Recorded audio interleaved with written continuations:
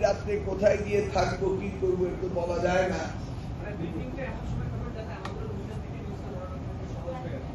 এটা বোধহয় সম্ভব হবে না, কারণ একটা পরীক্ষা শেষ হয় তো আমি কোথায় থাকি আমি নিজেও জানি না। এইটা কঠিন ব্যাপার আর কি। তবে না, নিউজের দরকার নেই, আপনারা যে যেখানে যান সেখান থেকে দিয়ে দেবেন। আপনারা যেখানে যে পরীক্ষা কেন্দ্র দেখেন সেখান থেকে দিয়ে দিবেন, তাহলে হয়ে যাবে নিউজ। আমি চাই আপনাদের সহযোগিতা।